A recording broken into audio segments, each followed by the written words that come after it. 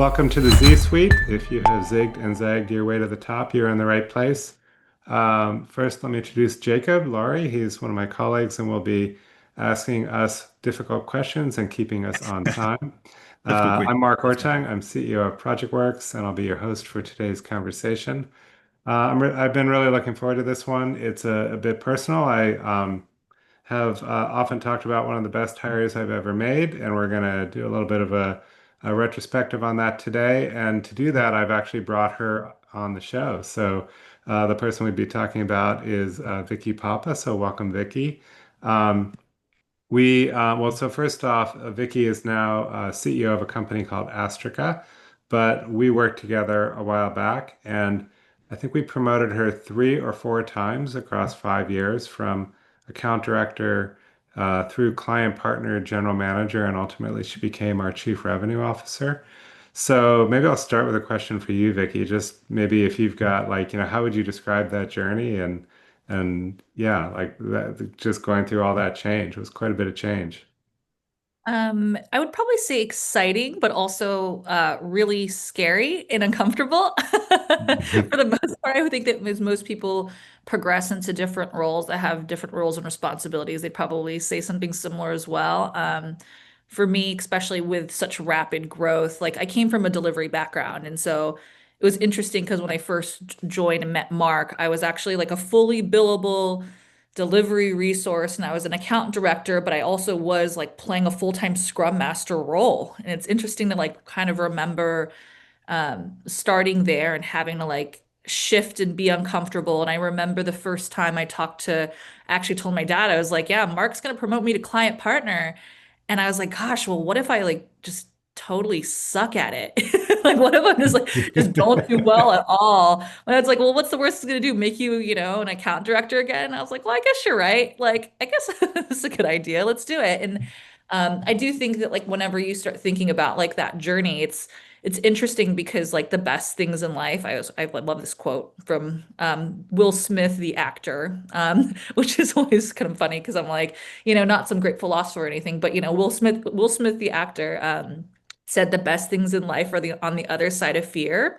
And I do think that like I truly try to live by that whenever I think about my career. If it makes you feel a little bit uncomfortable, you're probably heading in most likely the right direction. Not all the time, but Yeah, usually. I like that. It's a great way to frame that. Yeah, maybe he is a philosopher. I Uh, know, right? And I do think that it's interesting because it's like whenever I think about my journey, like every stage was a little bit different and like my focus had to change in a slightly different way.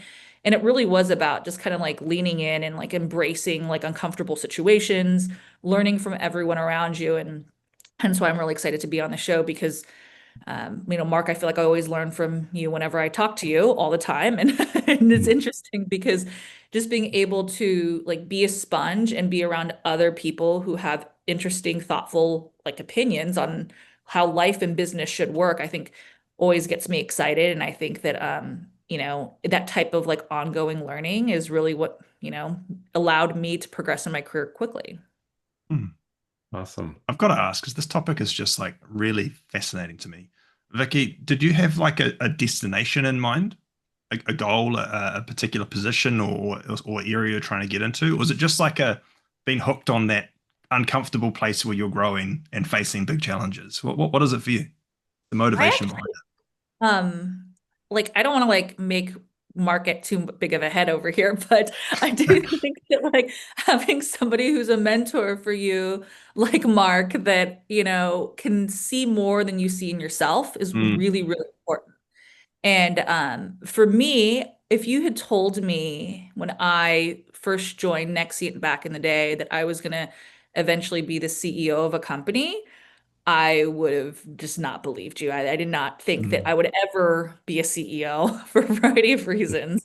And I do think that it was a part of the journey and being open to different titles and careers and opportunities, like kind of is what got me here. It mm, wasn't like, oh, I want to get to this place and like this is where it has to be. It was just like, mm, well, like if you told me 20 years ago I was gonna even be the chief revenue officer of a company and run a sales team, I probably wouldn't believe you because Mm. I really didn't like selling. Selling made me feel really uncomfortable. And I Mm. asked people for money. Even asking friends who loaned $5 to give me my $5 back was an uncomfortable conversation. And so like how do you get from that to asking for, like seven figures in an SOW and having those pricing negotiations? Like all those things are just like such a Mm. big leap. So it's just kind of more taking it like one step at a time, honestly, Jacob. Like Mm. I didn't really have a destination in mind, but kind of just like embraced whatever was the new uncomfortable feeling that like I felt like I needed to learn and grow in. Yeah, I love So, it. Super cool. It's a powerful mindset, hey? Opens a lot of doors, a lot of opportunity comes from that. no, All for right. sure. Well, let's dive in. I've already kind of asked the first question, but if anyone new to the Z Suite, we've got a few parts to this. We're going to first start with a bit of a deep dive, a good kind of Q&A for Vicky and Mark. I'll be asking a bunch of those difficult questions that Mark said is my job. So we'll do that, and then from there we'll switch into workshopping a scenario, which is going to be super fun. So we'll kick off with some more questions. And for you in the audience, drop any of your own questions in the chat, and we can ask those for Mark and Vicky to answer towards the tail end of the call. So please keep those coming. We'll keep an eye on those and get to as many as we can. So, Mark, Vicky, it sounds like it was a perfectly rosy story. Everything just worked exactly as planned. But I imagine when you were promoting Vicky that many times, Mark, something broke somewhere along the line.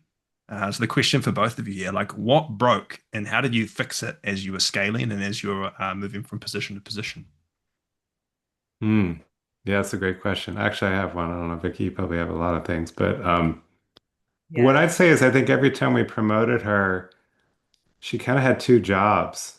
Mm. Like we didn't necessarily do a great job of like finding her replacement immediately. I don't know. My guess is this was probably a lot, just like a lot, right? Like, so you're account director, now you're client partner, until we get another person who's the account director. And we were kind of a Mm. small company and kind of lean, so we didn't like have extra people just to pull in. So I think we probably had to go hire somebody. Mm. My guess is she had two jobs for a while. Uh, How was that, Vicky? It's actually pretty funny you mentioning that. I hadn't thought of that one, but the moment you said that, it just brought back like a ton of PTSD from so I'm like, yeah, actually, I had like decidedly had blocked that out in my mind. So, but yeah, that probably is the best one. Yeah, I mean, I definitely did have two jobs.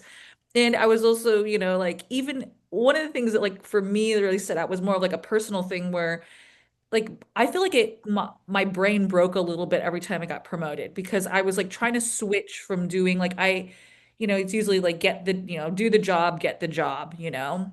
And so you end up doing the current job you have plus the job you want, and then and obviously grow your skills, and then eventually you get promoted. But it was weird because I feel like the moment I would get promoted, it was like something would switch in my brain and I would immediately feel like I didn't know how to do that new job anymore. And I Mm. was probably like incredibly annoying to like Mark and our, old friend we used to work with, Andy, at the time, because the moment you guys would promote me, I would just be like, I've done this activity or this thing a million times, but now that I have to own it and it's my decision and only my decision to make, I like don't I need someone's opinion on it. And so I would always be like Mm. Mark or Andy, like calling folks up to be like, am I allowed to make this decision? Like, is this really Mm. something I can do? Like asking for permission instead of like giving myself permission, like it was one of those things where I almost like needed somebody to like say, yes, Vicky, this is the right thing. And that's the interesting part about becoming a leader is you take on more responsibilities. Like clearly you own more, but at the end of the day, it's like almost like messes with your mind a little bit. Like, should I Mm. focus on this? Is this really my decision to make? So, I know yeah. and that feeling, eh? doing two jobs. So, I know that feeling like the difference between when it's not your job, you're not employed for that position, you can throw a bunch of opinions in and ideas and contribute in a really meaningful way, but you just don't carry the accountability. But as soon mhm. as you are that person, it hits different. The weight of that just sort of falls on your shoulders, and you realize if I make this decision, it's on me. And Yeah. it's Yeah. a whole different kind of mindset psychology around it. Yeah, and I feel like it always took me like a few months to, or weeks to months to go from being like, okay, this is my decision. I no longer need to ask for like not permission, but Mm, like ask for permission or get somebody else's thoughts on it. But then it's just interesting because it's like, and then after a while, it goes away and you're fine again, but then you get promoted again. And then it just like starts that Mm. cycle all over again. And even, whenever I became CEO of my current company, I'm like, do I need to ask permission from my board? Like, because it's like I'm mm, so used to just having somebody, like as whenever I was a CRO, I'd be like, if I wanted an opinion on something, I'd be like, hey, Mark, but then when you're the CEO, like, well, who's the other person? Because you're so used to in life being able to ask somebody else. And of course, I mm. have advisors and I have a very great understanding board who probably finds me annoying sometimes, as I'm sure Mark has whenever I've got promoted and just asked a really dumb Ah, question. But I just think that that's kind of just like an interesting cycle that I've noticed. It's like every single time, it's like not just that something breaks, it's like my brain breaks a little bit and I have to Mm. like with time it like normalizes again. So Interesting. And so, fascinating. on the other side of that, Vicky, now that you're a CEO of your own fast-growing company, I'm sure you're looking at people internally and identifying like who are the kind of emerging leaders that can help you continue to scale with Astrica. What's your litmus test for hiring externally versus internally promoting? How do you know to make how to make that decision? So I think that I always, for better or for worse, always default to saying, hey, who are my internal people that I can promote from within before I look externally? But, with companies like Astrica's only been around for about a year and a half. So we started a year and a half ago and we've been growing aggressively, but a lot of the folks are new to me too. So I'm still learning like Mm, their skill sets. And so like I want to make sure that as I'm building my org, I'm saving place for people to grow and not just hiring always from externally from within. So if anything, I like face it even more right now because I'm like, I know we're going to scale. I know we're going to need specific roles, but I also want to like save a spot for people that maybe I just met 8 months ago, but I feel like they deserve to be mm, able to grow and scale with the company and grow into those roles. And so this is an interesting one because I'm also, if anybody on is listening knows my personality, like I think that like everybody like a lot of people who end up like leading organizations like the way they do it, and I really like the way I do certain things, and sometimes I tend to be not OCD, but like I just like a certain level of quality and expectations with my teams and expectations on how we manage like client engagements and Mm. provide services. And I think that like a lot of folks would probably relate to that. But it's also like, how do you trust somebody else to take something? Um, and Mark told me this once, and it's like so true. It's the trust but verify. Because I do mhm, really like to hold things close, but as you grow and scale, you have to trust the people around you. And so I think that a little bit of it is evaluating like the skill sets of the people you have in front of you and then asking pretty quickly is, and like trusting your gut and saying, can this person get to where I need them to be by that time? Or do Mm. I have to go external? Because it could break the organization in a Mm. way. And I think that like being able to manage that is the hardest part. And then being able to like Mm. trust yourself, but trust but verify with the people you're working with to gain an understanding of their skill sets. mm. Is just, it's like in some ways it's like a talent in itself, it's like a whole skill to be able to like figure out, are you doing it right? So I feel like that's especially pronounced in a high growth scenario as well, where you're moving quickly and you don't necessarily have as much time to just gauge like, are they meeting whatever criteria that you have? Has that validation happened? Because things are moving so quickly. yeah, and I feel like anytime like the faster you grow, like it starts compounding. Like we're actually feeling it right now, like it's even a year and a half later. And I think that like most companies, you kind of consistently are always asking yourself like external versus internal, and like evaluating Mm, people. Do performance reviews every 6 months. We stole that model from from actually the Nexiant days, and do kind of like a similar review of every single employee we have every 6 months, and just talk about like, hey, how do we drive their careers forward? And like how do we keep them in mind for like scalable role or roles as we scale as an organization. Mm, And it's always kind of tricky to be able to like say like, I think this person is 6 months off and we really need the role now, but like, hey, what's our stopgap and our mitigation in between now and in 6 months? So we don't promote this person too soon and have them like break their brain a little bit and, mm, in a bad way. We want it to be in a good way and feel supported. And it's just very tricky, because I do think that the talent market's also really difficult right now. So if you go external, sometimes it can take you 6 months to get to that to actually find that right person. And then you could have just, and then you spent a bunch of money recruiting when you could have just invested all that time and time spent on recruiting into that individual. mm, So, mm. Mhm. I love the breaking your brain concept. I'm going to steal that. I got a question for you, Mark. So I imagine many consulting leaders find it really difficult, even just managing a project pipeline, let alone a talent pipeline, particularly as you say, Vicky, when the talent market isn't flash. Uh, have you got any shortcuts, Mark, for building a great talent pipeline? What's worked for you over time? Yeah, probably a few things come to mind. One is passive talent. People that are not looking for a job actively are often the ones you want to find. So it's a bit like prospecting for new customers. You're out effectively using LinkedIn and other databases to find people that are talented and beginning to build a relationship with them. And in a way that can help because you can begin to warm them up to the idea of potentially leaving their current role, potentially joining your organization. Mm, And you may not have a role for them yet anyway. So kind of having like that time to get to know each other and to get them hopefully interested in joining your company can align with when you find some work that they're a good fit for, right? So it's like actually one of the best things that happened when we hired Vicky was she wanted to take some time off. So we were like totally nervous about committing the dollars to hiring Vicky. Andy and I were. And she said, well, what if I take like a month? I don't forget what you were going to go do, go travel or something. And we were really excited because that gave us a month to find like work. So mm, we'd have something for her to do when she started. And it kind of came together. And it's always a little terrifying. But so I would say go look for passive talent. And that always means you're gonna take a little more time to build a relationship and get to know them and for them to get to know your company. And hopefully in general you can put those together with yeah, with finding work and selling new projects.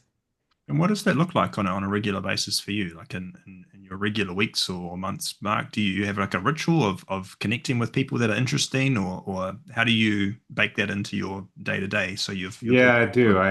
I'm actually reaching out all the time on LinkedIn and just connecting with people that are in interesting roles. And it's interesting because you can't really tell, they may wind up being a prospective customer for us, or they may wind up being somebody who would be great to join the team, Hmm. or they may wind up being a partner. And I don't usually know in the beginning, so I have a lot of chats with people that are in the field and I actually really enjoy it. Just get to meet a lot of interesting people. And then a few of them turn out to either be prospective customers or prospective employees. What about you, Vicky? Do you have anything similar in your day to day?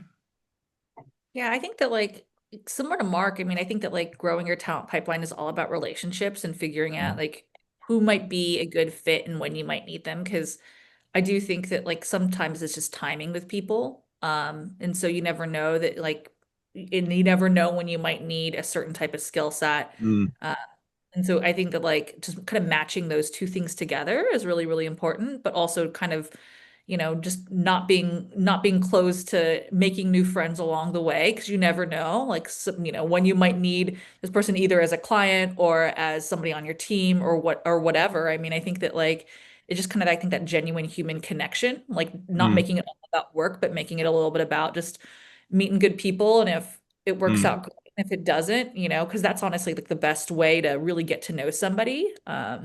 And yeah, I think that like, especially if you're trying to grow a talent pipeline, like the best, it's like a good sale. Like it might not be the right time for both of you guys right then. And maybe somebody just changed jobs or whatever it might be, but in 6 to 8 months, a year from now, you never know. Things could change. Yeah, great. Another question for you, Vicky. There's a thread, a conversation in the industry around AI doing a lot of entry level consulting work.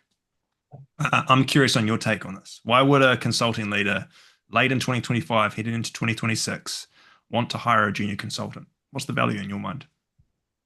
Well, it's interesting because I think number one, you won't have like if you need to for your company to grow, you're going to have leaders and always be like fostering that talent as a part of your pipeline. So I definitely think that like if you don't hire junior folks, then are you just saying that your company isn't going to grow? Like that's a wild concept to say that like, hey, I don't think we're actually going to grow in the next 2 or 3 years, so I don't need any mids, I don't need any senior level folks because in theory, you always have people who understand what your methodology, your culture, what you're trying to build, and that cost of growing somebody is actually exponentially less than hiring externally in the market.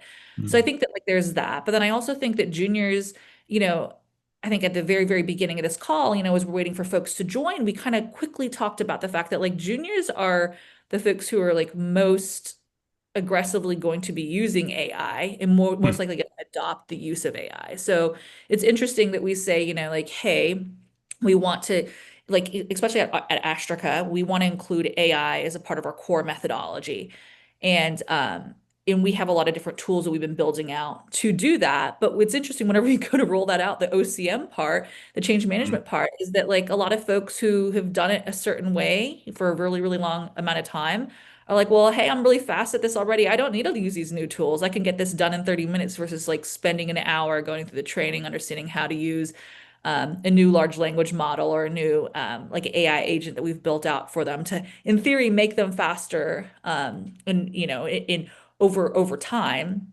But at the same time, you have a lot of folks that if you're looking at adopting AI, like the more junior folks are more willing to take that leap. And so I think that they're more comfortable with technology and just kind of just generally. So whenever you start talking about like, hey, we want to use AI, we're like, well, who's going to use it? Probably your juniors and mids who need additional assistance in performing tasks or getting their job done.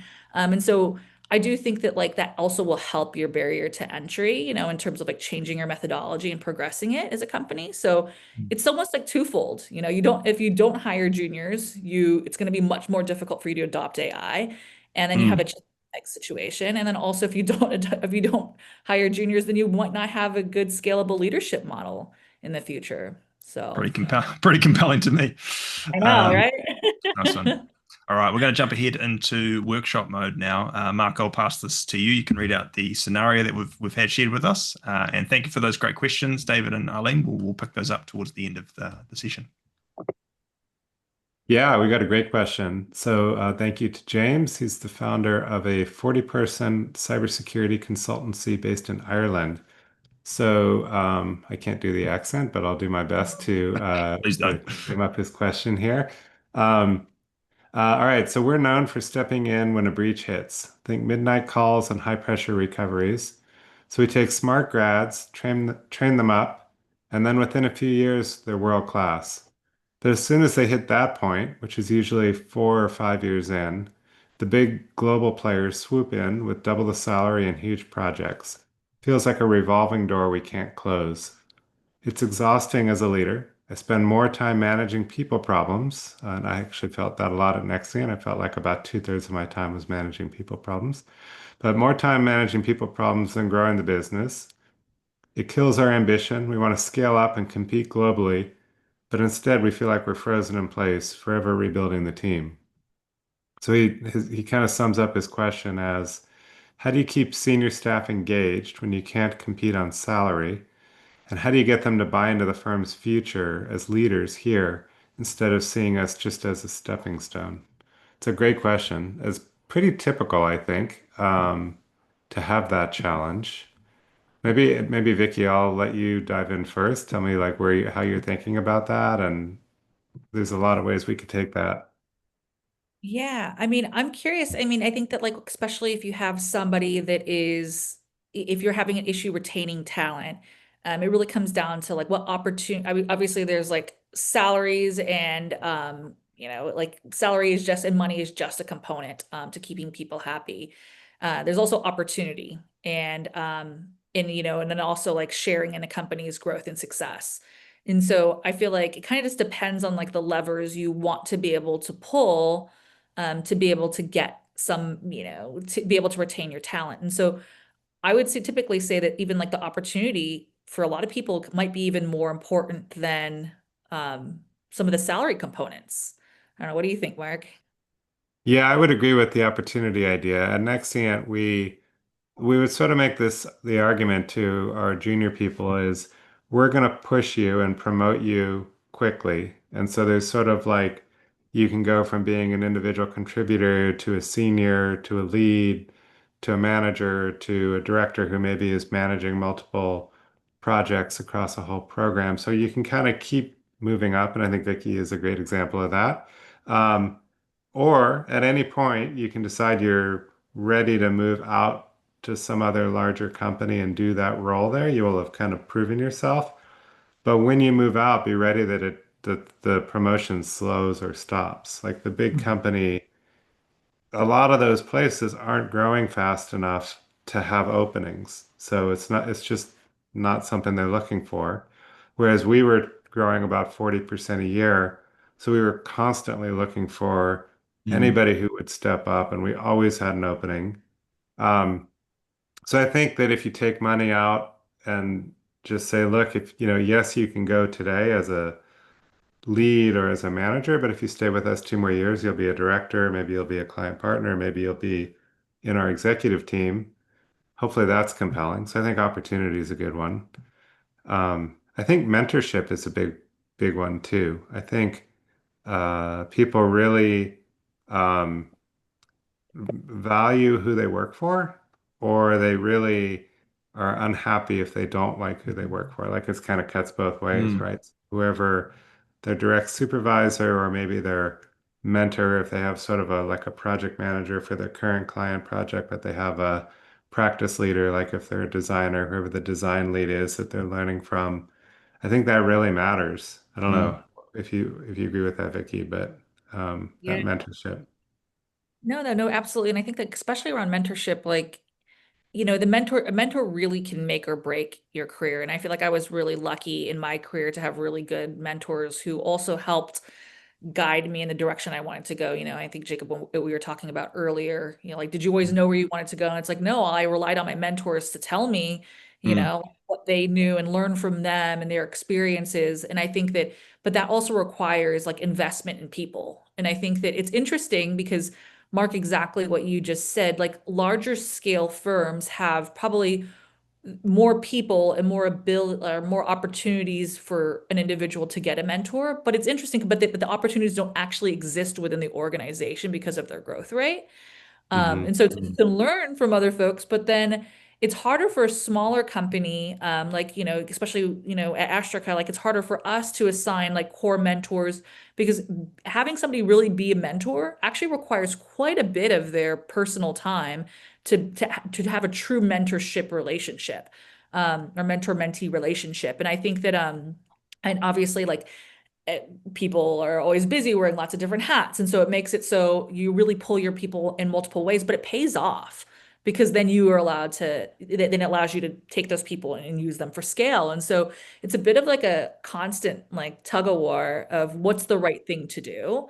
But I do think that like having mentors is really, but like true mentors, somebody to advocate for that person's career and what they should be doing and like being really honest with them and like in telling Hmm. them how to, how would, not always the good, like what they're doing well, but where they have gaps and where they need to grow. I feel like that type of like honest mentorship is something that like it's really hard to get at larger scale firms because it's almost like smaller scale firms need that by necessity. So they're like kind of they force their people to put them in a position to try to help grow them faster. So, I It mean, I think it's feels cool. Sorry, Vic, I didn't mean to cut you off. I just wanted to kind of pull on this thread a little bit because it feels like, from the perspective of James, he's pretty stretched, juggling a lot as it is. And I imagine him and others in similar positions just don't quite feel like they have the capacity to mentor a couple of staff. So, what other tactics are in his toolkit as far as just cultivating like ownership of the ambition that clearly he has and others will have like him. It feels like there's maybe two or three people we need to get really bought into the aspiration to grow the business and to go with them on that journey. And the career opportunities will open up, I'm sure, as the business continues to scale. But it feels like he's kind of stretched in a few different directions. Is there other stuff besides mentorship? Well, besides mentorship, and maybe coming back to opportunity, the first point, we tried to systematize it at Nexient. So we had this chart we published on the wiki that had every position and what you are, I mean, what we expect you to be able to do, sort of skills wise, at every level. So you could look at your own level to see how you're doing, but you could look at the next level up, or you could look across the organization. Like if you're a developer and you want to become a product manager, like what do they do? What are the skills they're expected to have? Or if you're a developer and you want to become a senior developer, like what do we expect in terms of your craft of building great code, how well you interact with clients, whether you can lead other people, and what specifically are we asking of you? Mm, So you can maybe systematize it a bit. So if you don't have the hours in every week to be a great mentor, maybe you have the opportunity ladder kind of painted for people and they get bought into that value prop. mm, So that might be one way. There's a third one, which is ownership. And not every firm can do this, but being able to have people participate in the success of the firm. mm, So whether that be equity in the firm, it could be through some kind of profit sharing program that you set a goal for the company for the next year. And if you hit it, everybody gets a share. And if you don't, they don't. mm, So just getting people to have that ownership mindset, like I actually own a part of this company, mm, I think is very different than I mm, work for this company. And if it does well, I don't even understand where all the benefit goes. Like you want them to feel like I have a share in that benefit, whatever it is. So I think that's a third angle you could look at.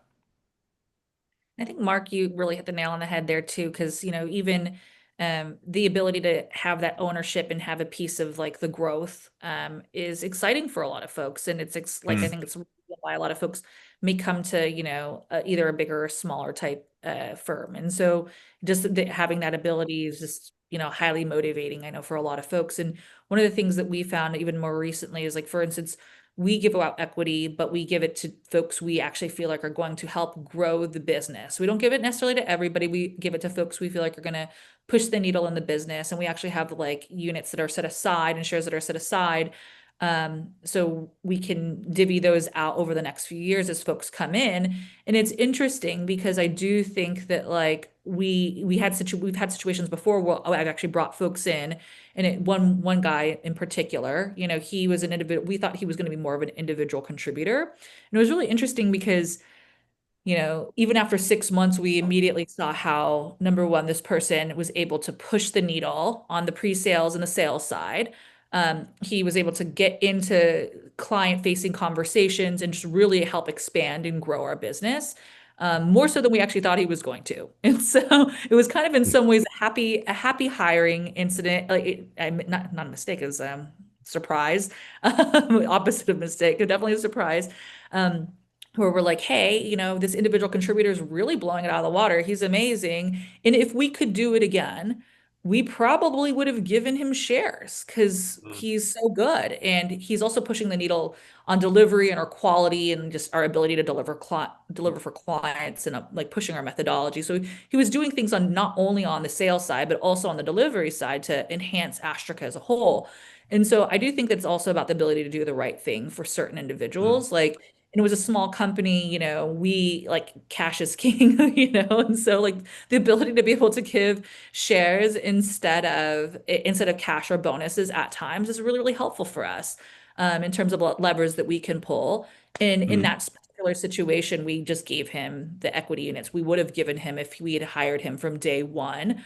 And we just did the right thing. And I think that mm, like he was very appreciative of the fact like he wasn't expecting it, just wanted to do what was best for the company and do a great job, just like highly like self-motivated individual, but it was able to show appreciation outside of just like cash for somebody who is like really like exhausting themselves for us as an organization.